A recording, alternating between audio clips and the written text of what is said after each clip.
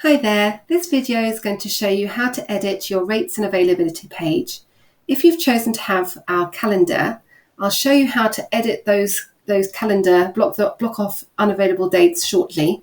We'll first look at this table here, and what you need to do is, first of all, get logged into your website, go to the front end by clicking here, then go to your rates and availability page, and once you're on the page, click on Front End Editor and wait for that to load up.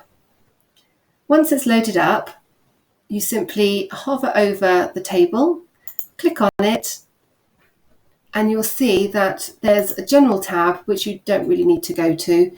Go to table headers. If you wanted to have different items at the top of the table, then you'd overtype these accordingly. You can add another header or delete a column just by clicking delete on the last header tab. And then you'd go add the content under table rows. As you can see, we've only needed to add one row here because we've done low season, mid and high, for example.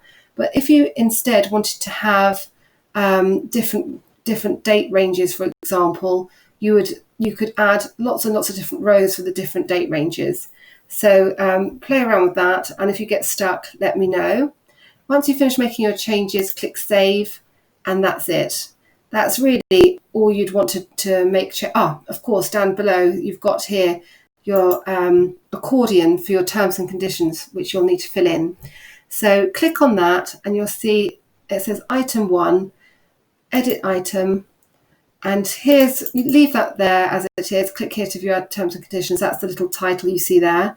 Then all you need to do is overtype these with your own wording, type your own terms and conditions here.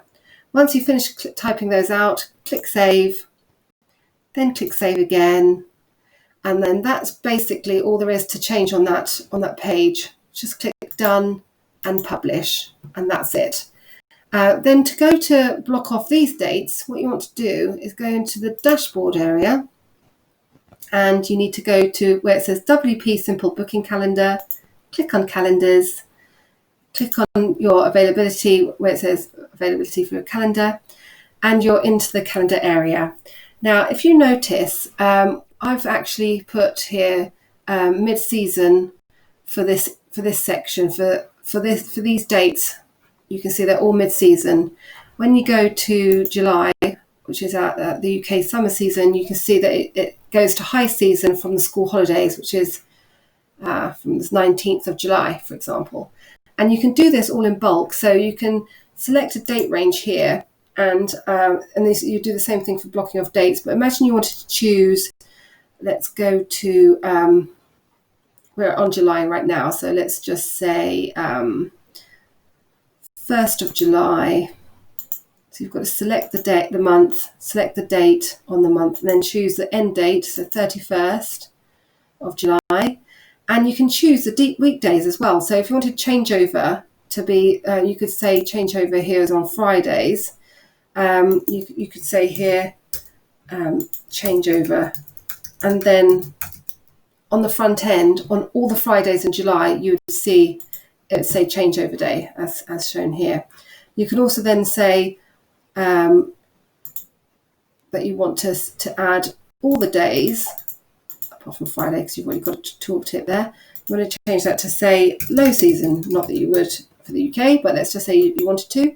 You can see that it now says, low season. Under tooltip, bulk edit, and you can see now that changeover days on Fridays and low season is the tooltip that's shown on the front end when people hover over that date on the calendar. To block off dates, you would simply let's go for a date range in July. Let's go from the 1st to, let's say, the 8th, and you would block it off as booked. Don't need to worry about saying that anymore. Just delete that off. So change legend to item to book, bulk edit, and you'll see that that's all blocked off now. So then once you've made your changes, just click Save Calendar, and let's go to the front end and have a look.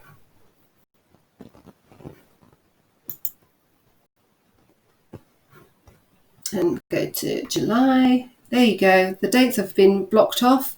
And when you hover over the various bits here, you can see that they say the tooltip, as mentioned, 17th July, changeover day, 24th will be changeover day, and the rest will say low season. It just gives a little bit more information to your site visitors to have the tooltip on, but you don't have to. You don't need to have anything in there. It's totally up to you.